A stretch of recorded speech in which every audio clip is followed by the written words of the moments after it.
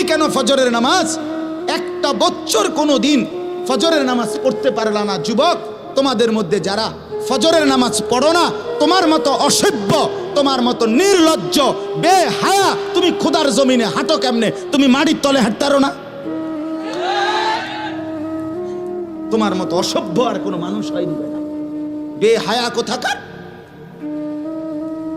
আল্লাহর রাসূল সাল্লাল্লাহু আলাইহি সাল্লাম বলেন, তাহাজ্জুদ নামাজ হাদিসে আছে নবীজির জামানায় একবার সাহাবীরা বললেন একজন মুসলমানের ব্যাপারে, ইয়া রাসূলুল্লাহ, এই লোক সারা রাত ঘুমায় থাকে ফজর পর্যন্ত, কোনো দিন তাহাজ্জুদ পড়ে না। তাহাজ্জুদ মানে ফজর না, ফজরের আগের নামাজ। কথা বোঝেন নাই আপনারা? নবীজির সাথে সাথে মিশকাতে আমরা নিজে পড়ছি, আল্লাহ রাসূল বললেন, যালিকা রাজুলুন বালা শাইতানু ফি উদুনাইহি। নবী বলেন, তাহাজ্জুদ পড়ে না কখনোই, তাহলে তো এটা এমন একটা লোক যার দুই কানে শয়তান পেশাব করে দিছে। আছে কিনা? শয়তান মুত্তা দিছে তার কানে। তাহলে যেই যুবক, যেই মুসলমান ছেলে মেয়ে নারী পুরুষ একটা বছর 6টা মাস কোনোদিন ফজরের নামাজ পড়ে না, নবীজির সামনে যদি এই ডাকাতের কথা বলতো তো কি বলতো? নবীর সামনে যদি বলে, ইয়া রাসূলুল্লাহ, আপনার উম্মতের এই ডাকাইতে 1 বছর কোনোদিন ফজরের নামাজ পড়ে না, তার ব্যাপারে আপনার মন্তব্য কি? তো রাসূল বলতেন, নবী শুনলে বলতেন, শয়তান তার পুরা শরীরে পায়খানা করে দিছে। হ্যাঁ, লজ্জা থাকলে হাসো না, মানুষের বাচ্চা যদি হও হাসো না। যদি মুসলমান মার ঘরে জন্ম নিয়ে থাকো, কেন সেজদা দিলা না? এই বেটা, কেন সেজদা দিবা না বেটা? নবীজি সাল্লাল্লাহু আলাইহি সাল্লামের স্পষ্ট হাদিস, ফজরের নামাজ যে পড়ে না, নবী বলেন, ওয়া ইল্লা আসবাহা খাবিসান নফস কাসলানান। নবী যে বলেন যে ফজরের নামাজ পড়ে না, শুনতেছেন সবাই? ওই শুনতেছেন আপনারা? রাসূল বলছে যে ফজরের নামাজ পড়ে না, সে খবিস, খবিস, খবিস, এটা খবিস বেটা, খবিস, এটা খাবিসান নফস কাসলানান, এটা অলস, অকর্মণ্য, অপদার্থ। এটা কোনো পদার্থ ফেলাস্টিক, এটা আকামলা। এজন্য দয়া করে জিন্দেগির কদর করেন, বলেন ইনশাআল্লাহ। আল্লাহ আমাদেরকে তৌফিক দান করেন। হিম্মত চাই, হিম্মত। বন্দেগীর জন্য হিম্মত দরকার, হিম্মত দরকার। আপনারা, আমরা মানুষ, আমরা মুসলমান। আজকে বাপ আমরা আগাইতে পারছি না আমাদের খামখেয়ালির কারণে। আজকে সারা পৃথিবী আমাদেরকে বিদ্রুপ করে, মুসলমানের বিরুদ্ধে ষড়যন্ত্র করে, মুসলমানের উপরে জুলুম অত্যাচার করে, মুসলমানের যুবককে নিয়ে আপনার মস্কারি খেলে, তামাশা করে, একবার দুষ্টামি কইরা এটা যেন পাগলের মতো বানায় ফেলছে। মুসলমানের যুবককে একবার বেঈমানে বলে চুল এদিক দিয়ে কাইটা ফালাই দে, হেতে লাখ লাখ যুবক ফেলে দিল। পরের মাসে বলল, বেঈমানে বলল যে এবার চুল এদিক দিয়া ফালা, এবার দিল এদিক দিয়া ফালাইয়া। পরের মাসে বলল চুল চারিদিক থেকে কাইটটা একদম সমান করে মাঝখান দিয়ে একটা পাখির বাসার মতো চুল রাখ। যুবক এটাও লাখ লাখ করলো। তাহলে তোমারে যে পাগলের মতো, ছাগলের মতো তোমারে ঘুরাইতেছে, তুমি আহাম্মক বোঝো না? তুমি বোঝো না? হ্যাঁ, তোমারে 3 বছরের ভিতরে কয়টা ফ্যান বদলাইল? আমার দিয়ে 42 বছরের ভিতরে লুঙ্গি বদলাইতে পারলো না। অসুবিধা কি? তোমারে কে এতবার ফ্যান বদলাইলো? একবার সিফা, একবার ডোলা, একবার মারু আপ প্যান্ট, একবার ফুল আপ প্যান্ট, একবার মাঝখান দিয়ে সিরা, একবার পিছন দিয়া তুমি টাইন নাইডারে উড়াও, কাইডারে একবার রাবার দিয়ে এনে গলার লগে লাগালে কারণ বাচ্চাদের কি ফ্যান কয়? ওই যে একটা ফ্যান হাফ প্যান্ট আছে না, এটা গলা সহ লাগাই এলা। ঘটনাটা কি বুঝা তো উচিত। আরে আমার লইয়া কেরম শুরু করলো? আমি তো প্রায় বলি, আমি যদি এই লোকটারে এখন বলি, এই ছেলেটারে যে তুমি একবার দাঁড়াও, দাঁড়াইলো, আবার বইলো, আবার একটু কাইতে হইলো, আবার এদিকে কাইতো যে ঠ্যাং দুটো আলগি দাও, দিল ঠ্যাং আলগি। এরপর হে কি কইবো আমার, কবিটা কি পাগল ধরে আনছে? কথা বলেন না, বলবে কি না? বলে আরে আরে এটা কি পাগল, এবার আমারও লইয়া কেরম শুরু করছে কি, একবার কয় ডাইন দিকে, একবার কয় বাম দিকে, একবার কয় ঠ্যাঙ্গাল কি দাও, বলবে কি না? বলেন না কেন? যেই কোনো মানুষ বলবে এটা যে আমারও লইয়া কে পাগলামি শুরু করলো। কোরআনুল কারীমের মধ্যে আছে ইন্না ফি যালিকা লা যিকরা লিমান কানা লাহু কলবুন আও আলকাস সামআ ওয়া হুয়া শাহীদ। তিনটি জিনিস যে একত্র করে, এক নাম্বার হলো কলব মানে দিল, অন্তর, ভিতরটা। দুই নাম্বার হলো আও আলকাস সামআ মানে কান।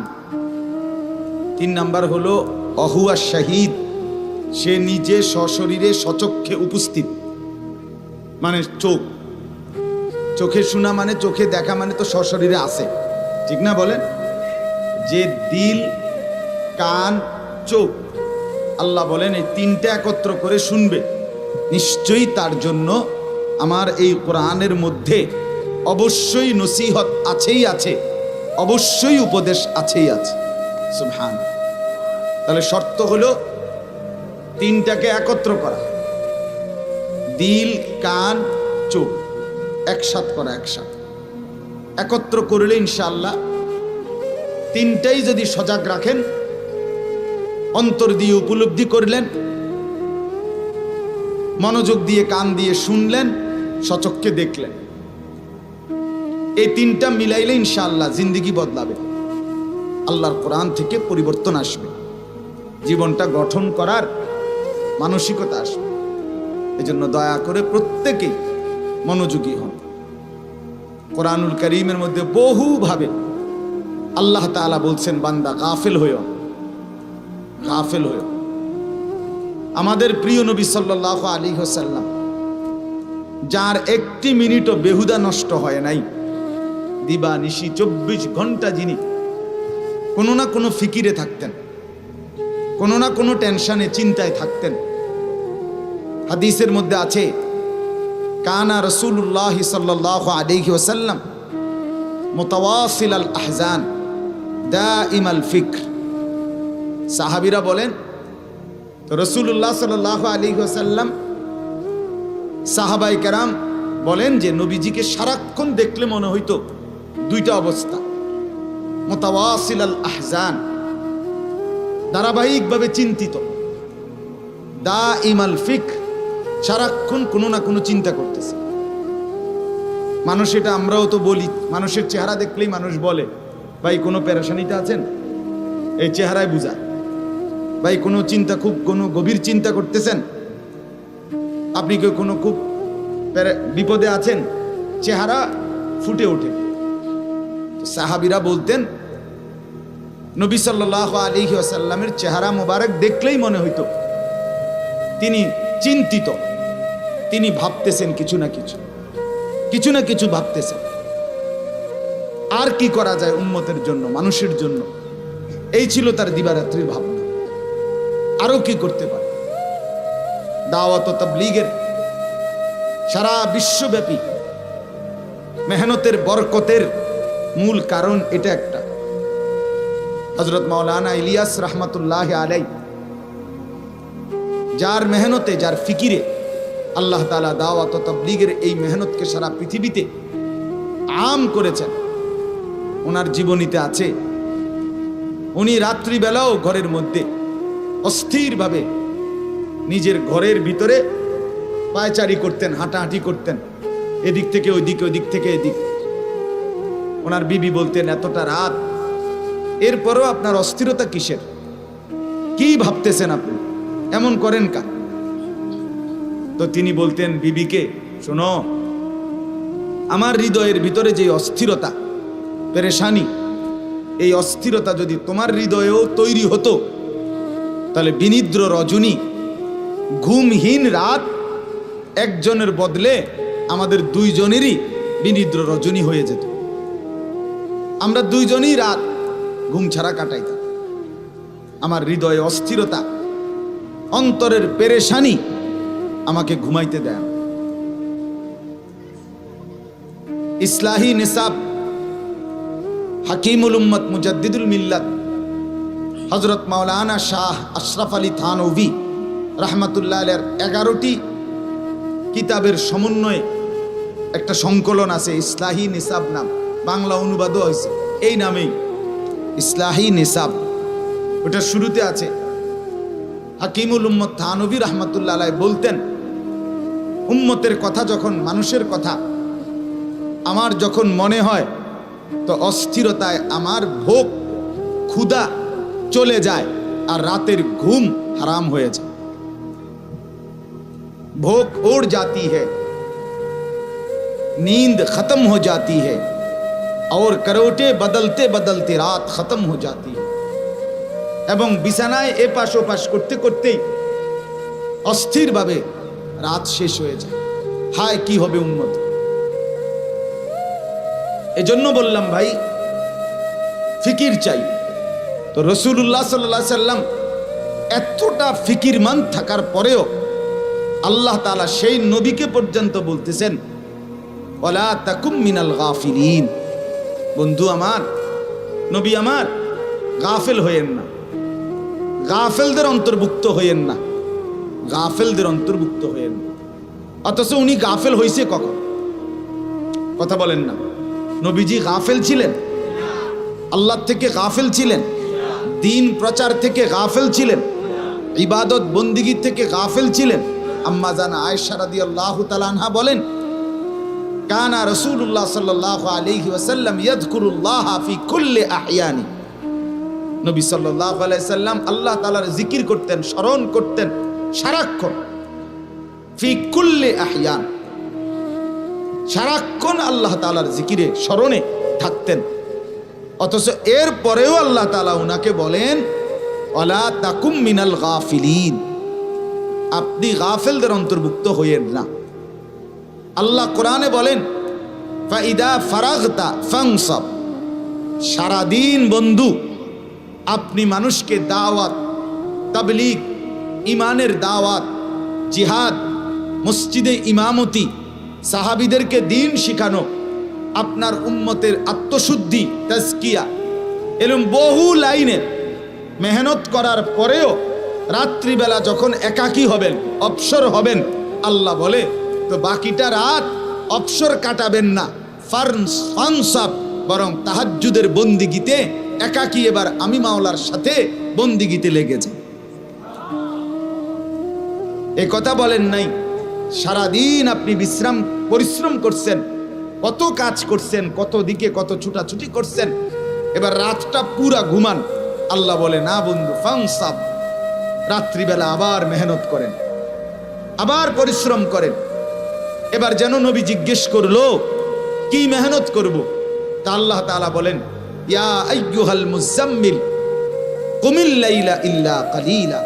কিছুটা অংশ বাদ দিয়ে বন্ধু আপনি রাত্রিবেলা জেগে থাকেন, জিকির করেন, তাহাজ্জুদ পড়েন, তেলাওয়াত করেন, দোয়া করেন, কান্নাকাটি করেন।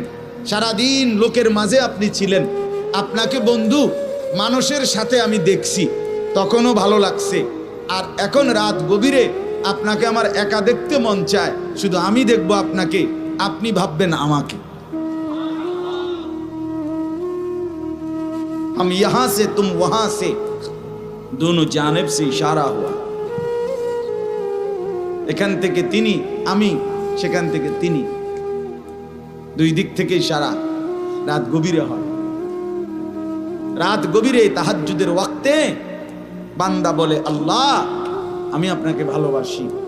রব্বুল আলামিন বলে, বান্দা আমিও তোকে ভালোবাসি। রাদিয়াতাম মারদিয়া, আমিও রাজি, তুমিও রাজি। এজন্য রাসূলুল্লাহ সাল্লাল্লাহু আলাইহি সাল্লামকে আল্লাহ তাআলা সারাক্ষণ ব্যস্ততার মধ্যেই রাখছে, ব্যস্ততার ভিতরে। নিজের থেকেই ব্যস্ত ছিলেন, তবু আরো ব্যস্ততার ভিতরে আল্লাহ উৎসাহিত করছে। ইন্না লাকা ফিন নাহারি সাবহান তাবিলা আযকুর ইসমা রাব্বি।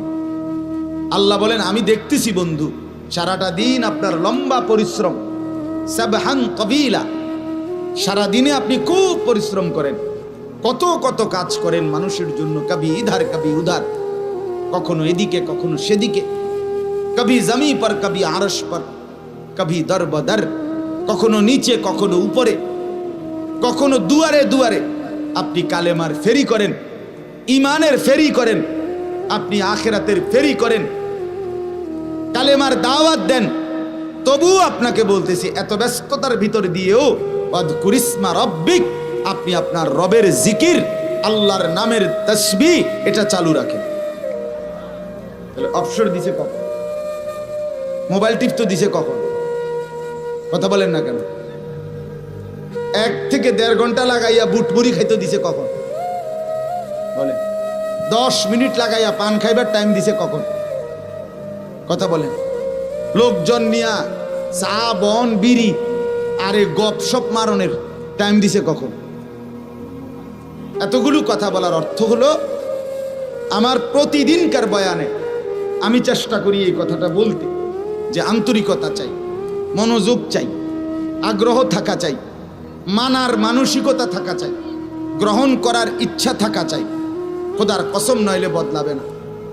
খুব আমার খুলনার হযরত বলছেন, বাংলাদেশের একজন অন্যতম বুজুর্গ, পাকিস্তান করাচির বিশ্ববিখ্যাত বুজুর্গ কুতবে আলম আরিফ বিল্লাহ হযরত মাওলানা শাহ হাকিম মোহাম্মদ আখতার রহমতুল্লাহ আলাইহির খলিফা, খুলনার হযরত মাওলানা মুফতি নুরুল আমিন সাহেব হযরত বলছেন, নামাজের মধ্যে যেই জায়গাগুলোতে চোখের দৃষ্টি যখন যেই অবস্থায় যেখানে রাখতে হয়, দাঁড়ানো অবস্থায় সেজদার দিকে, রুকু অবস্থায় 2 পায়ের মাঝখানে, বসা অবস্থায় কোলের দিকে, সেজদা অবস্থায় নাকের দিকে, আর 2 সালাম ফিরাইবার সময় আপনার এই কাঁধের উপরে। তো হযরত বলেন যে এই প্রথম যেই 4টা, অর্থাৎ দাঁড়ানো অবস্থায় সেজদার দিকে, রুকু অবস্থায় 2 পায়ের মাঝখানে, বসা অবস্থায় কোলের দিকে, সেজদা অবস্থায় নাকের দিকে, হযরত বলেন চেষ্টা করে দেখবেন খুব কষ্টকর, অনেক কষ্ট করে নজর এখানে ঠিক রাখতে হয়। নজর শুধু সারাক্ষণ নড়াচড়া করতে চায়, এদিক সেদিক চলে যেতে চায়। এজন্য বন্দিগি কষ্ট করেই অভ্যস্ত হইতে হয়। একদিন যখন অভ্যস্ত হয়ে যায় তো আল্লাহ তাআলার মহব্বত আর মারিফাতের মজা আর স্বাদ পাইতে থাকে, স্বাদ পাইতে। এজন্য এখন আপনাকে কষ্ট করতেই হবে। আপনি নফসরে বুঝাইতে হবে, কিচ্ছু হয়েছে না, যা ইচ্ছা তা হোক, আমি আল্লাহর কথা শুনতেছি। হযরত আব্দুল্লাহ ইবনে জুবায়ের রাদিয়াল্লাহু তাআলা আনহু, হেকায়েতে সাহাবার মধ্যে শেখুল হাদিস হযরত মাওলানা জাকারিয়া রাহমাতুল্লাহর কিতাবে আছে, হযরত আব্দুল্লাহ ইবনে জুবায়ের রাদিয়াল্লাহু তাআলা আনহুমা, উনি একদিন ঘরের মধ্যে রাত্রিকালীন তাহাজ্জুদের লম্বা নামাজ পড়তেছিলেন। ঘরে ওনার পাশের চকিতে ওনার ছেলে ইয়াহিয়া, ছেলে শোয়া, ছোট ছেলে। এই অবস্থায় ঘরের চাল থেকে ছোট সাপ ঘরের চাল থেকে পড়ছে। বিবি বাচ্চারা অন্যরা হই হুল্লুর চিল্লাচিল্লি চেঁচামেচি করে এই সাপ মারছে, চিৎকার চেঁচামেচি করছে। উনি ওনার নামাজই পড়তেছেন। সালাম ফিরাইবার পরে ওনার বিবি ওনারে বললেন, নফল নামাজ ছেড়ে দিলে হইতো না? বুঝেন না কথাটা? নফল নামাজেরা এটা ছেড়ে দিলেও তো সারত। তিনি বলেন, কেন ছেড়ে দিত? মানে কি কারণে, কি হয়েছে? কমা কয় কি হয়েছে? এবার বেড়ি সেতড়িনি কোতে বেড়া কয় কি হয়েছে? বেড়ে দুনিয়া কিনার করে লাইলাম, এবার এমন কয় কি হয়েছে? উনি বলতে, আসলেই কি হয়েছে বলো, আমি তো বুঝতেছি না কি হয়েছে। হায় আল্লাহ, আপনি কিছুই টের পান নাই? না। কচ্ছে এতক্ষণ পর্যন্ত সাপ পড়লো, মারলাম, চিৎকার দিলাম আমরা, এত আওয়াজ হইলো, আপনি টের পান নাই কিছুই? তিনি বলছেন বিবিকে, হাই বিবি, যদি টেরই পাইতাম তাহলে কি সেটা আমার নামাজ হতো?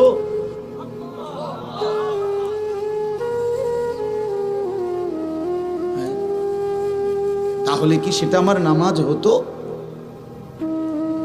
এজন্য প্রিয় বন্ধু আমার, বাপ আমার, ভাই আমার, মুরব্বী বলি আর জওয়ান বলি, সবার কাছে বলি, বাপ, আল্লাহর কথা মনোযোগ দিয়ে শুনতে হয়, আগ্রহ নিয়ে শুনতে হয়, দিল ভরা মহব্বত নিয়ে শুনতে হয়, আন্তরিকতা নিয়ে শুনতে হয়। মানার মানসিকতা নিয়ে শুনতে হয়। খোদার কসম, এরকম দিল পাইলে আল্লাহ তাআলা নিজে আগাইয়া হেদায়েত দিয়ে দেন। ওয়াহদি ইলাইহি মান ইউনীব। আল্লাহ বলে আমার যে বান্দা আমার দিকে ঝুঁকে আসে, আমি রব্বুল আলামিন এগিয়ে হেদায়েত নিয়ে তাকে হেদায়েত দিয়ে দেই, হেদায়েত দিতে থাকি। আল্লাহ বলে বান্দা তুমি আসো, তুমি আসবা 1 বিঘত, আমি আসবো 1 হাত। তুমি আসবা 1 হাত, আমি আসবো 2 হাত। না না, আমার কিচ্ছু লাগবে না, এগুলো নেবে। তুমি আসবা হাঁটতে হাঁটতে, আমি রব্বুল আলামিন রহমত আর মাগফিরাত নিয়ে আসবো দৌড়তে দৌড়তে। তুমি যদি রাতে আসো, আমি রাতেই আসবো। তুমি যদি দিনে আসো, আমি দিনেই আসবো। In আতাইতানি লাইলান আতাইতুকা লাইলান, in আতাইতানি নাহারান আতাইতুকা নাহারান।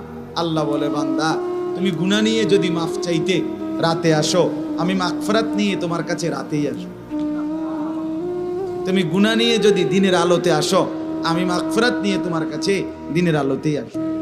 ইয়া ইবনা আদম লাউ বালাগাত যুনুবুকা আনানাস সামা সুম্মা ইস্তাগফারতানি গফারতু লাকা ওয়ালা উবালি। আল্লাহ বলেন হাদিসে কুদসি, হে বনি আদম, যদি তুমি গুনাহ আসমান পর্যন্ত ছুঁয়ে যায়, অতঃপরও যদি আমার কাছে তওবা করো, ইস্তেগফার করো, 3 সিদ্ধান্ত দাও যে আল্লাহ গুনাহ ছেড়ে দিলাম, আল্লাহ আর করব না, ওয়াদা দিলাম, আল্লাহ আমি লজ্জিত, মাফ চাইলাম। আল্লাহ বলেন আসমান ছোঁয়া গুনাহ আমি কোনো পরোয়া না করে নগদ মাফ করে দেব। এখন মাফ, এখন অ্যাডভান্স, এখনই মাফ। চোখের পানি ঝরবে এদিকে, আমি রব্বুল আলামিন আমল নামা থেকে গুনার দফতর মুছে দেব তাৎক্ষণিক সব।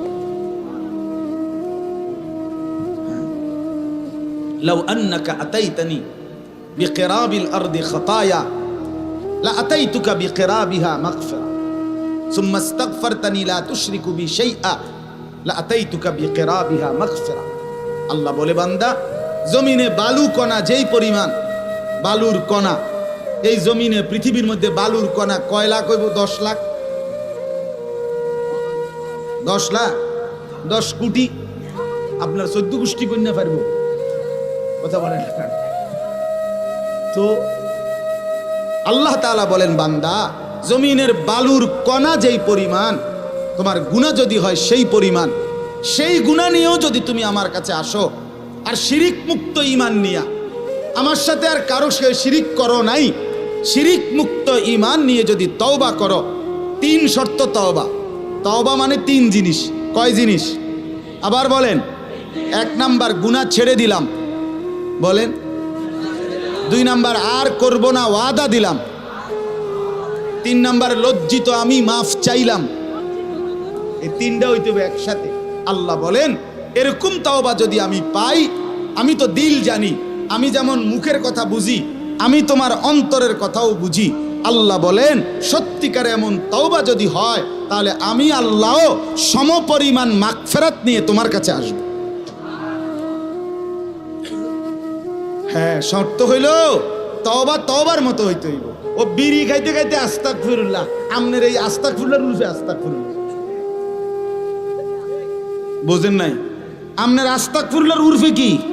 আস্তাগফির মানে আমনে যে আস্তাগফিরুল্লাহ কইছেন এটার রূপে কইলাম আর আস্তাগফিরুল্লাহ।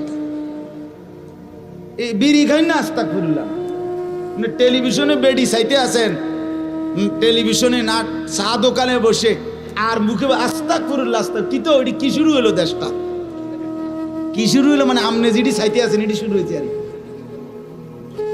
এটারে কি বলে না? তওবা বলে। এটারে তো এটা ধোঁকা, ধোঁকা, ধোঁকা। ছেড়ে দেওয়ার কোনো মানসিকতাই নাই, গুনাহ ছাড়লো না, মানসিকতাও নাই, এমনি বলতেছে আস্তাগফিরুল্লাহ। এটা হবে না। তওবা হয় 3 জিনিসে।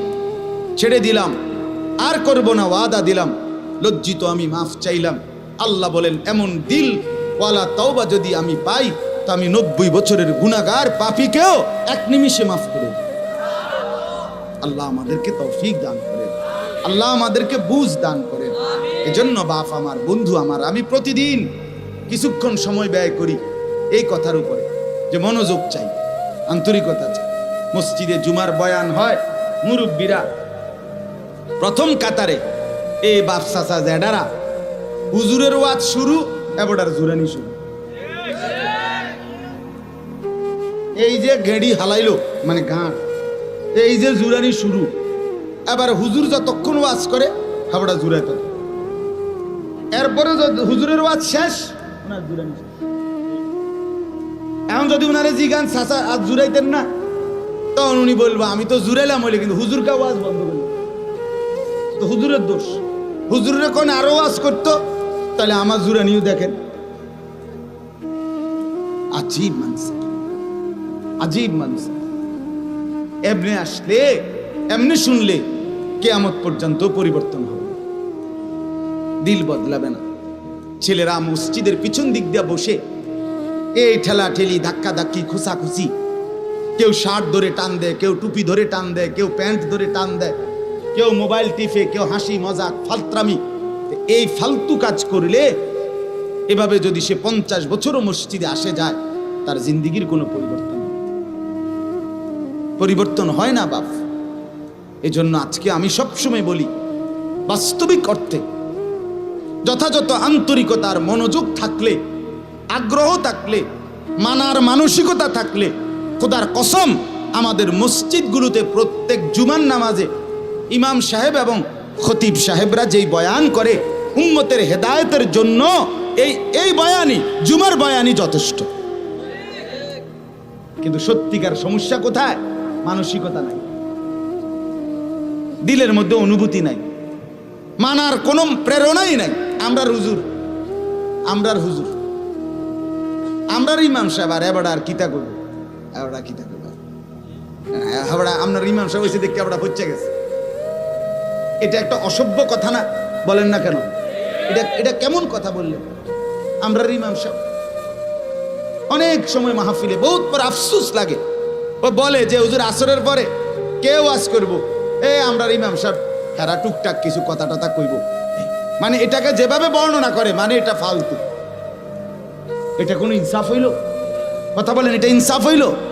আল্লাহর কথা যে বলে, যখন বলে, এলাকার হোক আর চাঁদের দেশের হোক আর মঙ্গল গ্রহের হোক, খোদার কসম আল্লাহর কথা যে বলে সেই দামি, সেই সম্মানী, তারটাই মূল্যবান। তিনি ইমাম হোক, তিনি খতিব হোক, এলাকার হোক, দূরের হোক। হ্যাঁ, আমার খুলনার হযরত বলেন, প্রত্যেক মসজিদের ইমাম, মুয়াজ্জিন দুইজনই আল্লাহ তাআলার প্রিয় বান্দা, আল্লাহর নেক বান্দা। ওই এলাকাবাসীর উচিত দ্বীন শিখার জন্য, আখিরাতের রাস্তা চিনার জন্য নিজ নিজ মহল্লার ইমাম, মুয়াজ্জিন, খতিব ওনাদের সাথেই উপযুক্ত সম্পর্ক, আন্তরিকতা বাড়ানো উচিত। তাইলে দেখা যাবে হেদায়েতের জন্য, জান্নাত পাওয়ার জন্য ওনাদের রাহবারি, পথ প্রদর্শন, এটাই যথেষ্ট, এটাই যথেষ্ট। আন্তরিকতা চাই, সোজা কথা হইল আন্তরিকতা চাই, আন্তরিকতা দরকার, মানার মানসিকতা দরকার।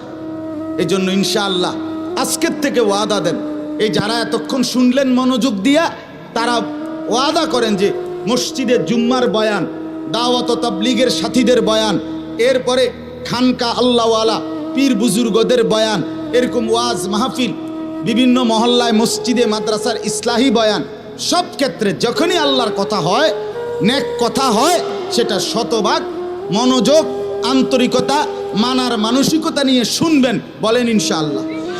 কারি কথা হাসরের ময়দানে ফিডা খাওয়ার জন্য তৈরি থাকেন। ফেরেশতা প্রথম বাড়ির লোক একদম হুতায় এলেন, মনে রাখি। এই বুড়ো মানুষ অনেকে আছেন এরকম তামসার কথা কয়, রসিক মনে করেন ফাতরামি করে, আপনি মস্কারি করেন। হ্যাঁ, আপনি মস্কারি করেন, কয় তো ভালো লাগে, তো কয় বুঝি তো, আমরা লেগে পারি তো না, কা পারেন না, আপনি ভাত খাইতেন পারেন, বন খাইতেন পারেন, গোস্ত খাইতেন পারেন, মাছ খাইতেন পারেন, আপনি 14 গোষ্ঠীর সব বুঝেন, আপনার বিএস, সিএস, আরএস খতিয়ান, আপনার জিঙ্গলে আরো কুদ্দা ওঠেন। ঘটনাটা কি? আপনার যে সাদওয়ানে 3 জনে দৈর্য থামান জানা, আরে যারা আল্লাহ দোয়া কত থামেন না, আরে রাখ রাখ বেটা, তারে বুঝাই লই বেটা, আপনি দিয়ে এখন 60 মাঠ বইতে আলান, ঘটনাটা কি? এই সময় আপনি পারেন, আপনি বন্দিগির বেলা এলে কোয়ান কেন? কথা বলেন না কেন? কাটসাট কথা, পরিষ্কার হিসাব। মানুষ যে আল্লাহ তাআলা যে মানুষ বানিয়েছেন, সে আল্লাহ তাআলার সমস্ত ইবাদত করতে পারবে, এই যোগ্যতা দিয়েই মানুষ বানাইছে। কথা বলেন না? নাহলে আপনারে ছাগল বানাইতো আল্লাহ, আল্লাহ আপনারে গরু বানাইতো। আল্লাহ আমাকে মানুষ বানাইছেন মানেই আমাকে আল্লাহ তাআলা তার সমস্ত হুকুম মানার যোগ্যতা দিয়েই বানাইছেন। মালিক জুলুম করে না, আল্লাহ জুলুম করে না, আল্লাহ জুলুম করে না। ইন্নাল্লাহা লা ইয়াজলিমু মিসকালা দাররা, আল্লাহ বলেন আমি এক বিন্দু জুলুম করি না।